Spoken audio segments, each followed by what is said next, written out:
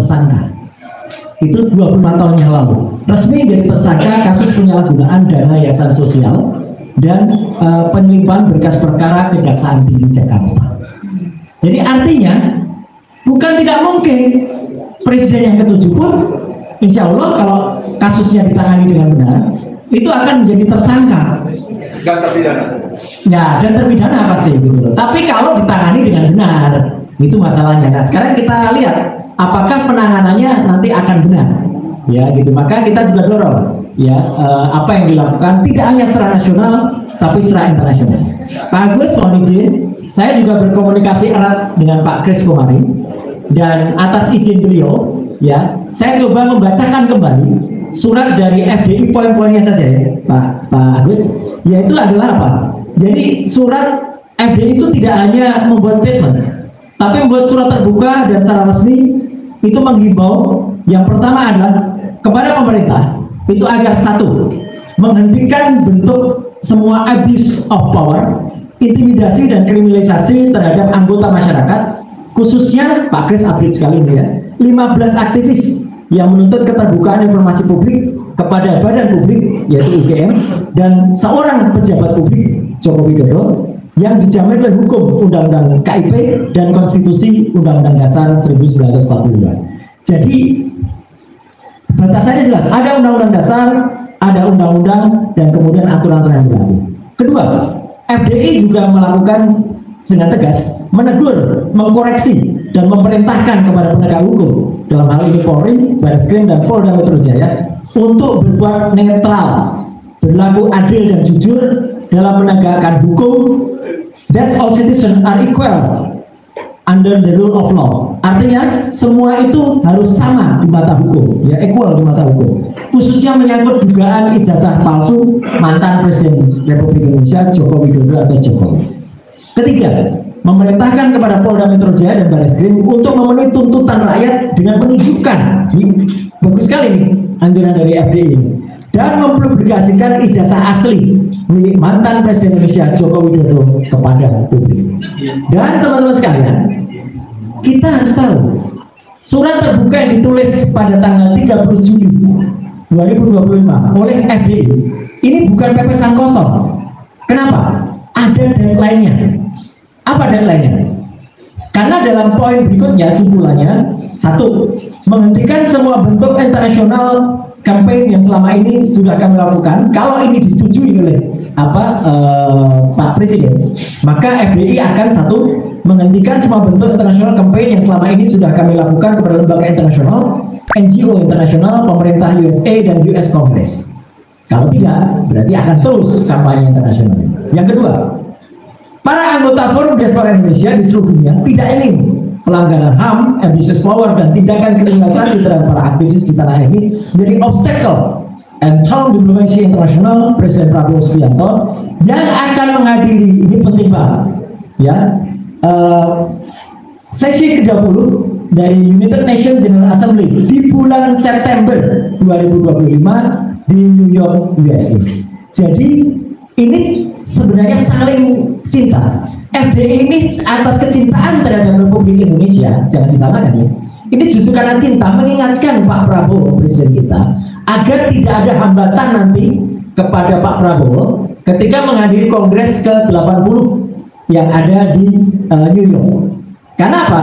Kalau tidak, maka kami berharap 3 tuntutannya sudah akan dijalankan sebelum UN General Assembly dilaksanakan pada tanggal 9 September 2025. Jadi ini tegas sekali. Bapak dan Ibu, inilah tugas atau fungsi daripada FDI, Forum Diaspora Indonesia. Dan ini bukan pepesan kosong, bukan nomor-nomor. FDI yang beranggotakan 25 negara, ya, kami punya diaspora di 25. Ini terus melakukan koordinasi dan tegas, dan itu bentuk kecintaan terhadap Republik Indonesia. Sama dengan yang kami bertiga lakukan, RRT lakukan, Desmond, Roy, Tifa lakukan. Kalau diplesetkan dengan salah, mungkin ada seorang profesor yang mengatakan ini bentuk penistaan terhadap UGM, ya, profesor yang sudah agak linglung itu, ya, yang debat dengan Desmond, ya. Nah, justru kebalik, justru karena kami cinta terhadap Indonesia, ya, kami melakukan, justru kami cinta terhadap Gajah Mada, kami melakukan ini. Dan kami itu buktinya jelas. Ketika Dokter Tifa memegang bukti, saya memegang bukti, Dokter Isman memegang, ditanyakan buktinya ada, ditanyakan isinya ada, bukan seperti profesor itu, katanya ada, dibaca Prof, ada nggak? Pokoknya ada, tapi nggak tahu isinya, ada tapi nggak tahu isinya. Ya jadi mohon maaf ya, kalau itu namanya omon-omon. Nah, rekan-rekan sekalian, poin berikutnya adalah untuk mewujudkan ini, ya, kami bertiga, Pak Ugro, Pak Agus, sudah fix dan ini on progress.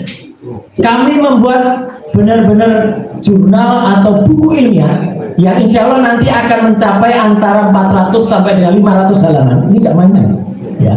Dan itu menguraikan dengan jelas kapan sebenarnya ijazah palsu ini awalnya dulu dimunculkan atau dipermasalahkan oleh publik. Misalnya sejak tahun 2013. Apa yang kita perjuangkan?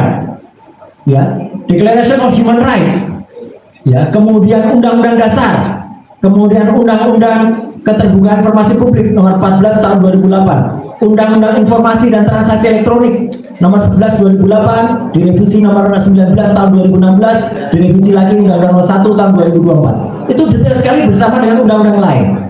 Sementara analisis soal ELA, kemudian image comparison, face recognition comparison, itu pun kami uji, ya. Saya dan Dr. Resmond menjelaskan dengan sangat detail, termasuk bagaimana lintasan dan lain sebagainya. Sementara Dr. Tifa dengan ilmunya behavioral neuroscience itu kemudian akan menjelaskan dengan detail analisis ilmiahnya. RRT ini kemudian membuat secara komprehensif dan ilmiah buku itu, white paper, dan itu akan kita terbitkan secara digital dan analog. Dan sudah secara ilmiah juga kita akan mendaftarkan itu secara ilmiah. Jadi kita akan mendapatkan bukti ilmiahnya, ya. Jadi aja kami tidak omon-omon, kami tidak main-main. Itu akan kami lakukan, Pak Agus, Pak Jenderal Ugro, dan juga ya Dr. Tifa selalu. Kami tidak main-main, kami tiap hari ini rapat untuk membuat buku itu. Siapa menulis apa detailnya bagaimana, kemudian jadi itu yang kita harapkan. Kita akan mendidik, mencerdaskan manusia. Buku jawablah dengan buku, bukan buku dijawab dengan hukum yang tidak jelas. Itu clear banget kita. Jadi kalau ada orang pengen membalas itu, tulis buku juga. Misalnya keaslian ijazah Jokowi itu dari sisi ini, tulis KKN-nya 83, kenapa bisa jadi 85? Tulis juga, ya, analisisnya, jangan asal ngomong. Kenapa Petromak bisa jatuh? Kenapa gitar listrik bisa dipakai di desa yang belum ada listriknya? Nah, itu harus ditulis juga, harusnya, ya. Jangan asal. Ya, kenapa bisa cap itu di belakang foto? Kenapa ada pula orang yang mau membela cap saya di belakang foto juga? Ya, secara plus live, ternyata orang itu hanya pengen tampil di televisi. Kemudian ada orang yang memastikan kita jadi, oh ini narapidana, narapidana.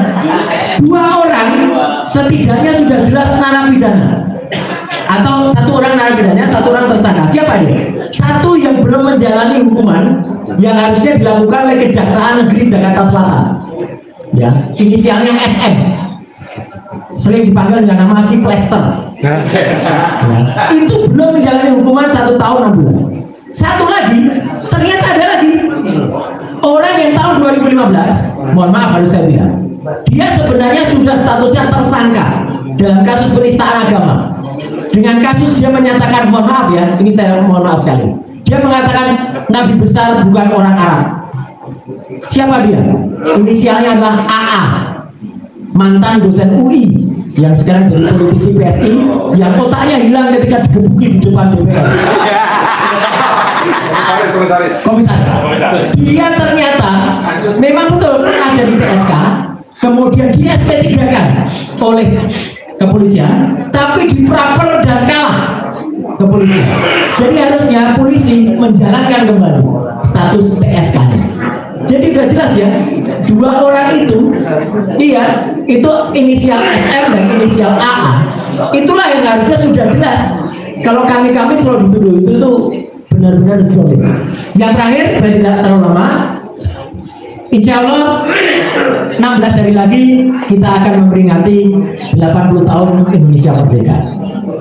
Dan secara khusus doakan saja, insya Allah saya akan memperingati 80 tahun Indonesia Merdeka dari sebuah kota yang bernama Nagari Ngayogyakarta Hadiningrat. Pada tanggal 18 Agustus 2025, insya Allah akan ada petuah, akan ada nasihat dari orang bijak berasal dari asli Ngayogyakarta Hadiningrat.